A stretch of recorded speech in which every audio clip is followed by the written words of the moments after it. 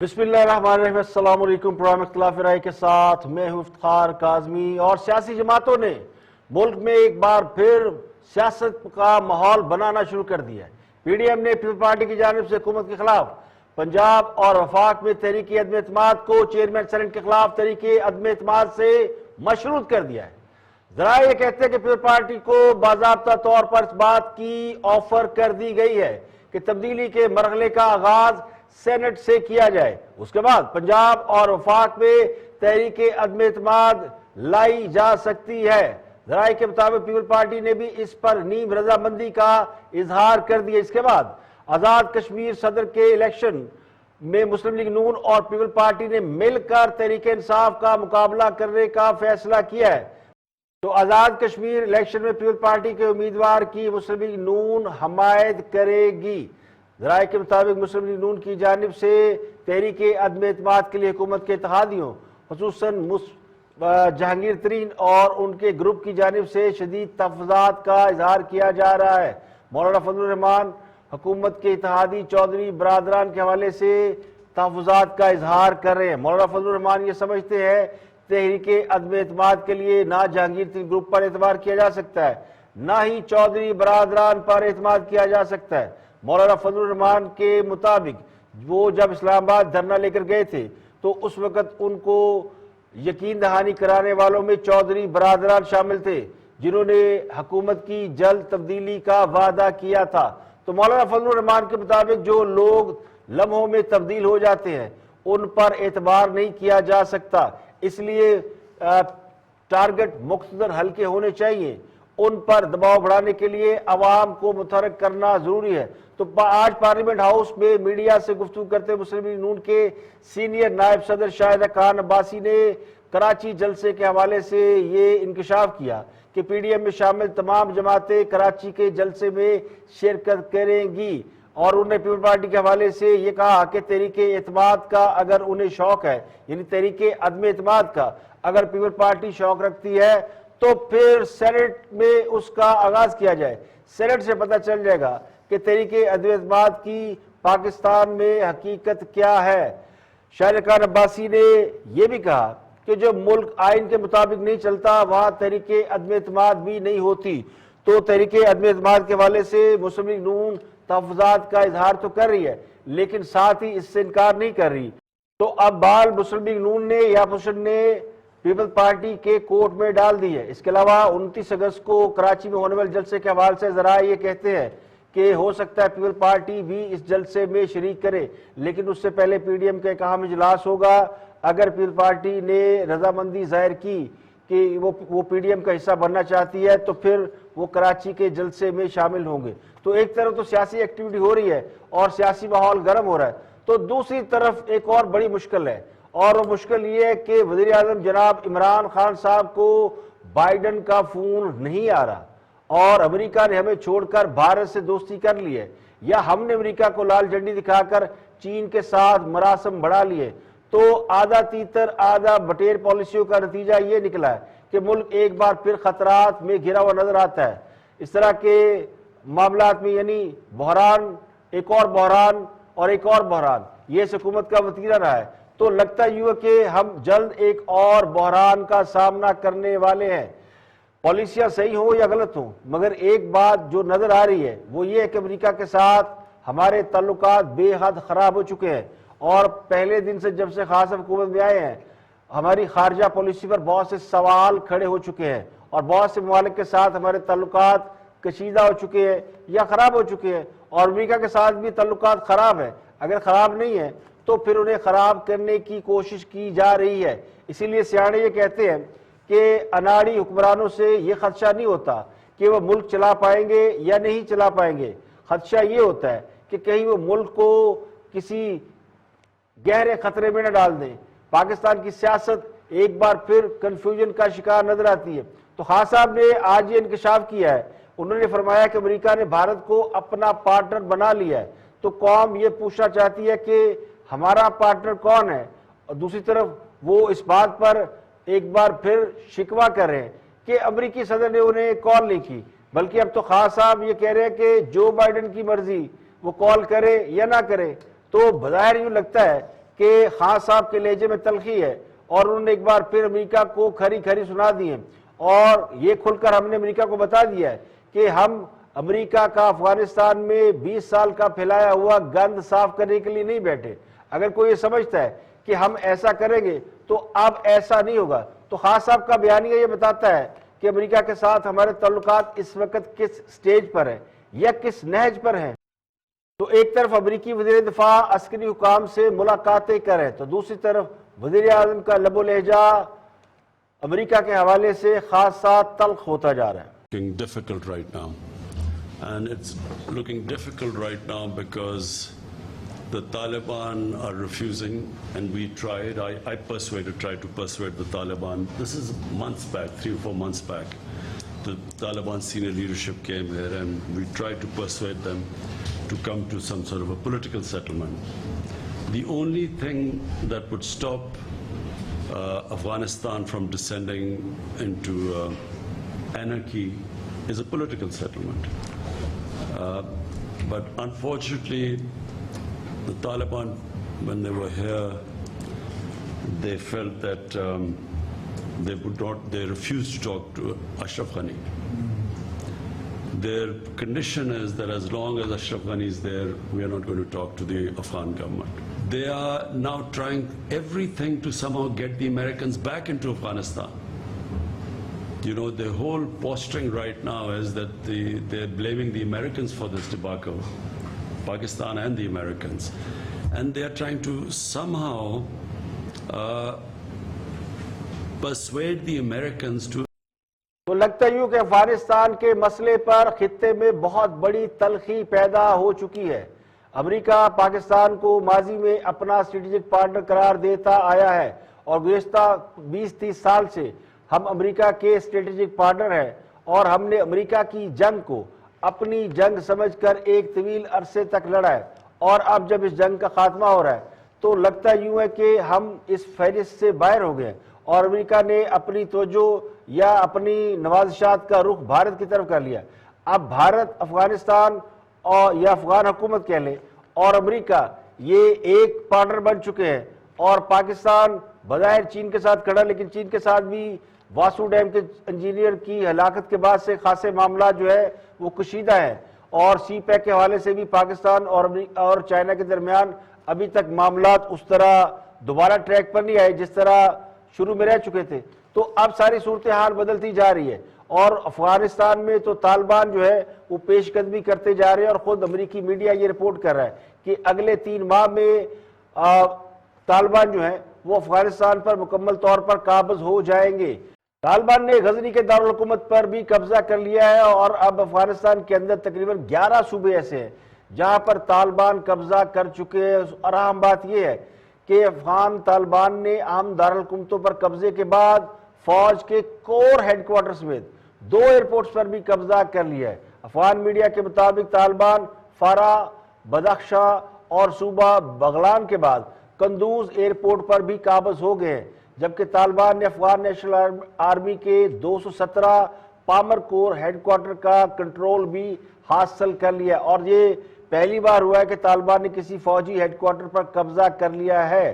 طالبان کی جانب سے قندوز ایئرپورٹ پر موجود فوجی ہیلی کاپٹر کو بھی قبضے میں لے لیا گیا ہے اور افغان میڈیا کہتا ہے قندوز ایئرپورٹ اور کور ہیڈ کوارٹر پر حملے کی کچھ ویڈیو سوشل میڈیا پر بھی سامنے آئی ہیں جس میں افغان فوجیوں کو طالبان کے سامنے اختیار ڈالتے دیکھا گیا ہے.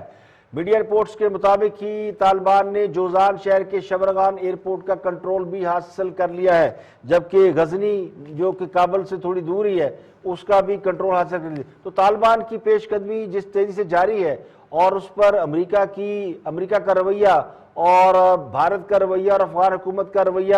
یہ سب بہت بڑے کویسچن مارک ہیں. آج پاکستان نے ایک اور اہم بات کی وزیر اعظم عمران خان نے بلکہ یہ بات کی کہ انہوں نے کہا کہ جب تک اشرف غنی موجود ہیں اس وقت تک طالبان ان کے ساتھ مذاکرات نہیں کریں گے. تو اطلاعات یہ ہیں کہ افغان حکومت نے طالبان کو یہ دعوت دی ہے کہ وہ شراکت اقتدار کے فارمولے پر ان سے بات کرنے کے لیے تیار ہے یعنی طالبان کو حکومت کا حصہ بنا کر یہ معاملات آگے چلائے جا سکتے ہیں لیکن طالبان کی جانب سے اس کا کوئی مثبت جواب ابھی نہیں آیا. تو خطے میں جیسے جیسے افغانستان کی صورتحال میں تبدیلی آ رہی ہے ویسے ویسے پاکستان کے اوپر دباؤ بڑھ رہا ہے، اور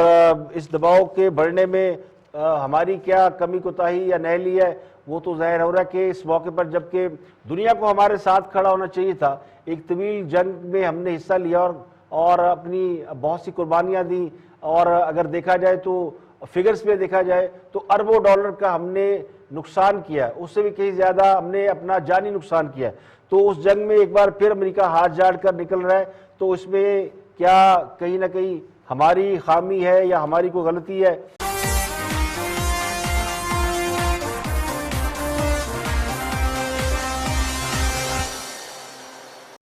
اب آگے بڑھتے ہیں اور ذکر کرتے ہیں مسلم لیگ نون کی رہنما مریم نواز کے صاحبزادے جنید صفدر کی شادی کے حوالے سے۔ ان کی شادی کا ظاہر ہے یہ کچھ سیاسی شادی تو نہیں ہے اور نہ کہ سیاست سے کوئی تعلق ہے، لیکن جو سوال اس وقت زیر گردش ہے وہ یہ کہ جنید صفدر کی شادی کسی اور بھی مہینے ہو سکتی تھی، تو پھر محرم الحرام میں شادی کی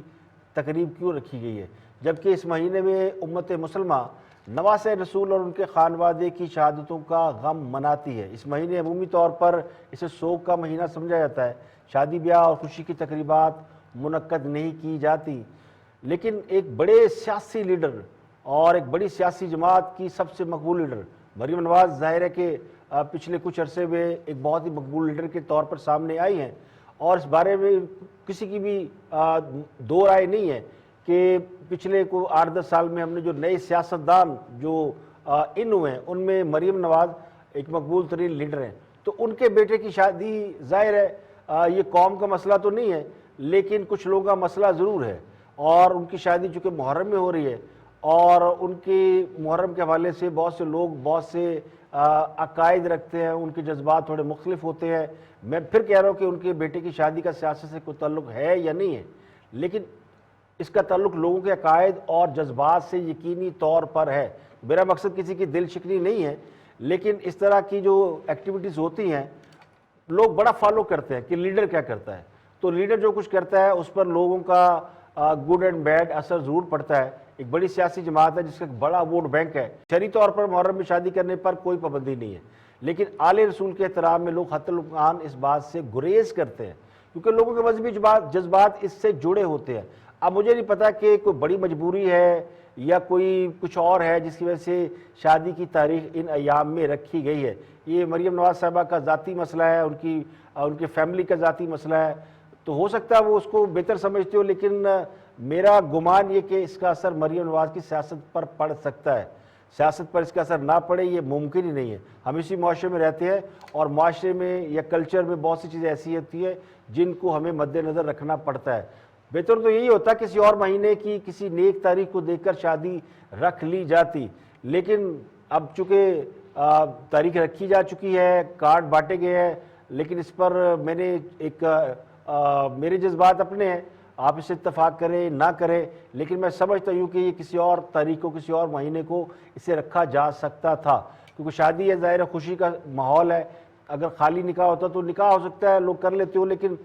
اس مہینے میں خوشیاں بڑا مشکل ہیں۔ اب 22 اگست کو یہ شادی ہے، مریم نواز لندن نہیں جا رہی، ان کے قریبی ذرائع نے اس بات کی تصدیق کی ہے کہ چونکہ ان کا نام ECL میں شامل ہے تو شادی میں شرکت کے لیے لندن نہیں جائے گی، تو بیٹے کی شادی میں وہ شریک نہیں ہو رہی۔ اس سے پہلے ان کی والدہ کلثوم نواز جب بیمار تھی لندن میں وہ انتقال کر گئیں، تو بیٹی اس وقت ماں کے پاس نہیں تھی، وہ پاکستان میں ایک جیل میں قید تھی، اور اب بھی وہ نظام کے جبر کا شکار ہیں۔ ان کے سیاسی مخالفین کا نقطہ نظر کچھ اور ہو سکتا ہے، ان کے مطابق وہ کنوکٹڈ ہیں، مجرم ہیں، ان کو باہر جانے کی اجازت نہیں ملنا چاہیے، لیکن بہت سے لوگ یہ بھی کہتے ہیں کہ وہ شاید بیٹے کی شادی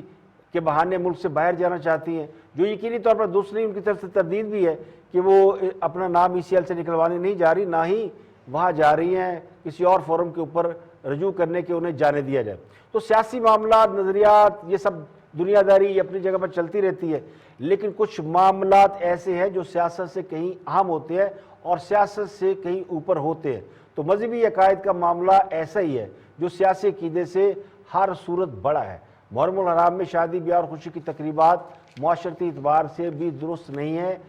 اب 14 اگست بھی آ رہا ہے، 14 اگست ہمارا یوم آزادی ہے، ہم سب جوش و خروش سے مناتے ہیں اور ہر بار وہ 14 اگست کے کپڑے پہنتے ہیں، بیج لگاتے ہیں، اور دھوم دھڑاکے گانے چلتے ہیں، لیکن چونکہ اس بار 14 اگست محرم میں ہے تو آپ دیکھیں کہ اس کی انٹینسٹی میں بھی بہت کمی آ چکی ہے. اس طرح باجے گاجے اور اس طرح جشن و جوش و ولوا نہیں ہے. لوگ منا رہے ہیں، جھنڈے لگے ہوئے ہیں، کپڑے پہنے ہوئے ہیں، لیکن سادگی سے منا رہے ہیں. تو سادگی سے منایا جائے تو زیادہ بہتر ہے. تو یہ گزارشات میں نے صرف اس لیے کی ہے، اس کا مقصد کسی کی دل آزاری نہیں ہے، ایک نقطہ نظر ہے، ایک پوائنٹ آف ویو ہے جو کہ معاشرے کے ایک بہت بڑے سیگمنٹ کا پوائنٹ آف ویو ہے، جس کے مطابق چونکہ یہ سوگ کا مہینہ ہے تو اس سوگ کے مہینے میں اس طرح کی تقریبات نہ ہوں تو زیادہ بہتر ہے. ہم اس قربانی کو جو کہ کائنات کی سب سے بڑی قربانی ہے، اگر اس کو یاد کریں اور اس کا سوگ منائیں تو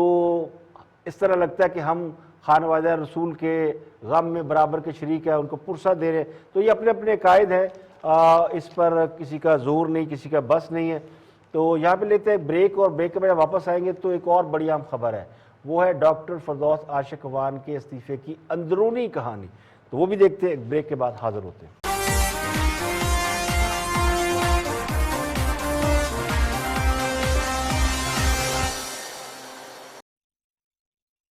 ویلکم بیک. آپ دیکھ رہے ہیں پروگرام اختلاف رائے میں افتخار کاظمی. آگے بڑھتے ہیں اور ڈاکٹر فردوس عاشق وان کے استعفے کی اندرونی کہانی بھی سامنے آ گئی ہے، اور ایک کہانی ڈاکٹر صاحبہ نے خود بیان کر دی ہے. ڈاکٹر فردوس عاشق وان نے ایک کہانی سنائی ہے کہ جی ان کو کیوں نکالا گیا، یا ان کو نکالنا تو خیر دور کی بات ہے، وہ جو ان کو روکا گیا تھا اسمبلی کے باہر تقریب خلف برداری میں شرکت سے، اس کی انہوں نے کہانی سنائی ہے، اور ایک ان کے استعفے کی اندرونی کہانی ہے. تو ان کے جو استعفے کی کہانی وہ آپ کو بعد میں سناتے ہیں، پہلے ان کی کہانی سن لیں کہ ان کو پنجاب اسمبلی کے اجلاس میں، اور خاص کر احسن سلیم بریار کی تقریب خلف برداری کے اجلاس میں، اس میں کیوں شرکت سے روکا گیا. ڈاکٹر صاحب نے کہا تھا میرا نام موجود ہے لیکن نام کاٹ دیا گیا. پھر انہوں نے نام کاٹنے پر مختلف شبہات کا اظہار کیا، کسی کا نام نہیں لیا، لیکن آج انہوں نے ایک کہانی سنائی ہے، ذرا وہ بھی سن لیں. پرویز الہی صاحب، جن کا ظرف اور اس کے ساتھ جڑا جو قد ہے سیاسی وہ بڑا ہے، تو وہ اتنی چھوٹی سی بات پہ کہ ان کو کوئی چھوڑ کے جائے اور کسی اور جماعت سے الیکشن لڑے، اور پھر وہ جیت کے اسمبلی میں آئے اور اس کی حلف برداری ہو، اور جو اس حلقے کا ایم این اے ہو جس نے اس جیت میں کردار ادا کیا ہو، یا اس ٹکٹ کو لے کے دینے میں اس نے ایک فرنٹ فٹ پہ آ کے اپنی قیادت سے جنگ لڑی ہو، تو اس کو اسمبلی تک پہنچنے کی رسائی نہ دی جائے. تو یہ کلیئرلی انڈیکیشن ہے کہ کہیں نہ کہیں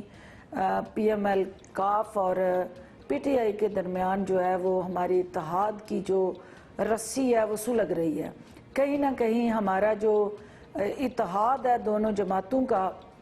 اس کے اندر، اس مضبوط چٹان کے اندر کہیں نہ کہیں دراڑیں نظر آ رہی ہیں، اور وہ دراڑیں جو ہے وہ الٹیمیٹلی اسپیکر صاحب کے ذاتی ایکشنز کی وجہ سے وہ سامنے آ جاتی ہیں. اور اس میں بے شمار ایسے واقعات ہیں جس میں ساری قوم کو پتہ ہے کہ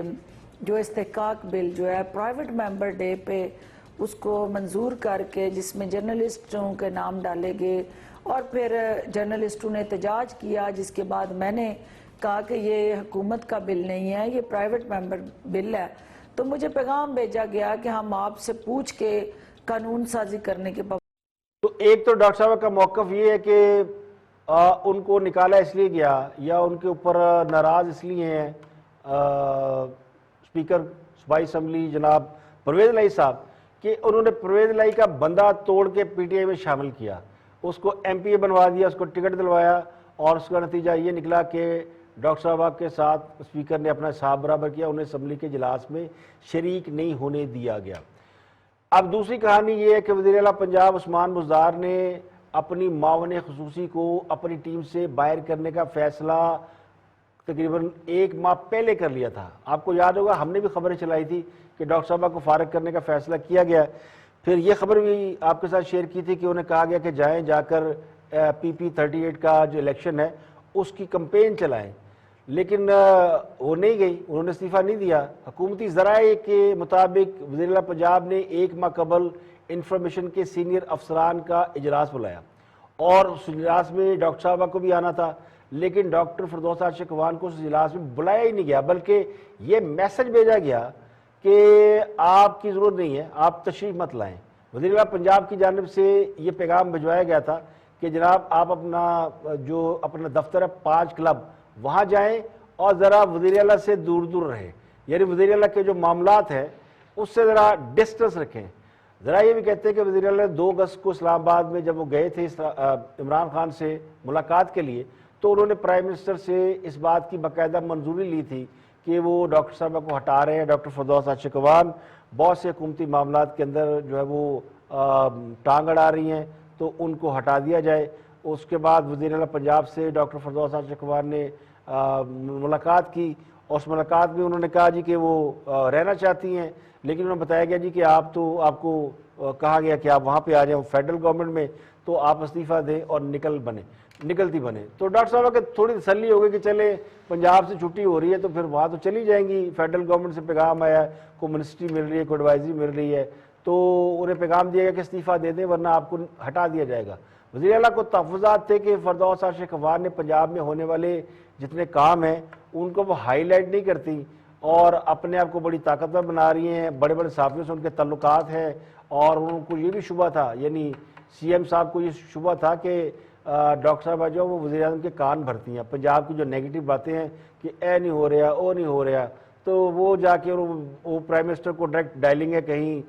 ہاٹ لائن پہ کہیں باتیں ہوتی ہیں تو وہ مخبری کے فرائض بھی انجام دیتی ہیں، تو ان پہ مخبر ہونے کا بھی شبہ تھا۔ تو وزیر اعظم کی موجودگی میں متعدد بار فردوس عاشقوان پنجاب کے کچھ معاملات ان کے سامنے بھی لے کے آئی۔ کوئی میٹنگ ہوئی تھی جس میں وزیر اعظم موجود تھے، اور وزیر اعظم کی موجودگی میں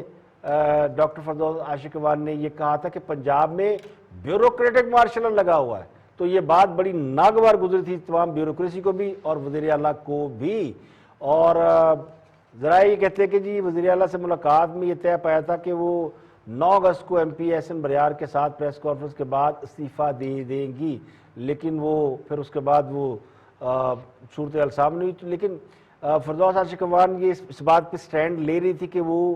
پرائم منسٹر کی نامزد کردہ ہے اور وہ ہی انہیں نکال سکتے ہیں۔ انہوں نے یہ بھی کہا جی کہ مجھے کہا گیا تھا کہ اپنی سوشل میڈیا ٹیم کو بھی فارغ کر دیں، تو میں تو وزیر اعظم کی ٹیم کا حصہ ہوں، جہاں پہ مجھ سے کام لینا چاہے میں حاضر ہوں۔ اور یہی بات ان کو عثمان وزار صاحب نے بتائی تھی کہ آپ کو جناب وفاقی حکومت نے مانگ لیا ہے، آپ تشریف لے جائیں، ہمیں آپ رضائن دیں تاکہ ہم دوسرا بندہ لا سکیں، تو ان کو پھر استعفیٰ دینا پڑ گیا۔ لیکن دوسری طرف سے بھی پتہ چلا کہ وہ کہتے ہیں نا کچھ نہیں نکلا، وہاں سے تو وہ بھی ایک ہوائی تھی اور کوئی ایسی ان کو یعنی ایسا خواب دکھایا گیا تھا جو جیسا خواب عمران خان صاحب ہمیں دکھاتے ہیں، تو ایسے خواب عثمان وزار صاحب نے ڈاکٹر فردوس عاشقوان کو دکھایا کہ آپ وفاق میں جا رہی ہیں تو آپ صوبائی وزیر مشیر کے عہدے سے استعفیٰ دیں معاون خصوصی سے، اور آپ جائیں، آپ کو خان صاحب بلانے والے۔ تو خان صاحب نے انہیں کوئی نہیں بلایا، اور اس کے بعد الٹا یہ ہوا کہ اگلے دن جب وہ پنجاب اسمبلی کے گیٹ پہ پہنچی تو وہاں ان کے نام کے آگے لائن لگی ہوئی تھی۔ اب وہ بیچاری کہہ رہی ہے کہ جناب یہ تو میرے ساتھ ہاتھ ہو گیا، اور یہ ہاتھ کرنے والوں میں بڑے بڑے لوگ شامل ہیں۔ پہلے شکوہ صرف وزیر اعلیٰ سے تھا، اب ان کا اسپیکر سے بھی شکوہ بن گیا۔ تو یہ اندرونی کہانی ہے جی، یہ وہ کہانی ہے جو کہ اقتدار کے غلام گردشوں میں ہونے والی سازشوں کا ایک منہ بولتی تصویر ہے کہ کس طرح لوگ ایک دوسرے کی ٹانگ کھینچتے ہیں اور کس طرح جو ہے وہ کرسیاں آتی اور جاتی ہے۔ یہ ہے کہانی ساری۔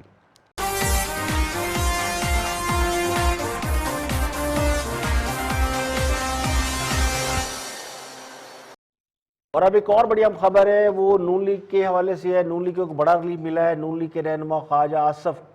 کو عدالت نے ریفرنس دائر ہونے تک عدالت میں حاضری سے استثناء کی درخواست جو ہے وہ اس کی منظور کر لی، اجازت دے دی انہوں نے کہ جب تک آپ کے خلاف ریفرنس دائر نہیں ہوتا آپ عدالت پیشی سے مستثنیٰ ہیں۔ احتساب عدالت لاہور میں ساسا جات کیس کی سماعت ہوئی تو خواجہ آصف کے وکلاء نے یہ درخواست دائر کی کہ جناب جب تک ریفرنس دائر نہیں ہوتا، کیونکہ نیب ان کے خلاف تاحال ریفرنس دائر نہیں کر رہا، نیب کے پاس کوئی ایسی صورتحال ہی نہیں ہے، تو میں روز عدالت میں آ جاتا ہوں، ریفرنس دائر نہیں ہوتا۔ ماضی میں بھی اسی طرح کی صورتحال ہوئی تھی تو حاضری سے استثناء کی درخواست دی گئی تھی۔ تو احتساب عدالت کے جج شیخ سجاد نے ریمارکس دیے کہ میں دیگر احتساب عدالتوں کا پابند نہیں ہوں، تاہم ہائی کورٹ یا سپریم کورٹ کے فیصلوں کی روشنی میں دکھائیں کہ اس طرح کی کوئی ریلیف ملی ہو۔ تو نیب کے پراسیکیوٹر نے خواجہ آصف کو ریفرنس دائر ہونے تک حاضری سے استثناء کی مخالفت کرتے ہوئے کہا کہ قانون کے مطابق خواجہ آصف ہر تاریخ پر عدالت میں پیش ہونے کے پابند ہے، یعنی پیشیند بھگت ہونا، یہ ریفرنس ظاہر ہوتا ہے یا جرم ثابت ہوتا ہے یا نہیں ہوتا تو پیشیاں بھگتو. تو نیب کے پروسیکیوٹر نے یہ بھی کہا کہ جب تک عدالت کوئی آرڈر نہیں کرتی خواجہ آصف عدالت میں پیش ہونے کے پابند ہے، جس پر عدالت نے تھوڑا اس معاملے کو سیریس لیا اور کہا کہ یہ کیسے ہو سکتا ہے، آپ ریفرنس ظاہر کر نہیں رہے اور کہہ رہے ہیں کہ جناب بندہ حاضر ہوتا رہے. تو آپ پہلے ریفرنس ظاہر کریں، جب تک ریفرنس ظاہر نہیں ہوتا خواجہ آصف حاضری سے مستثنیٰ رہیں گے. تو خواجہ صاحب کی جان چھوٹ گئی، اب نیب ریفرنس ظاہر کرے گا تو وہ عدالت میں پیش ہوں گے. تو خواجہ حسن نے پچھلے دنوں کہا تھا پارلیمنٹ کے فورم پہ کھڑے ہو کے کہ جناب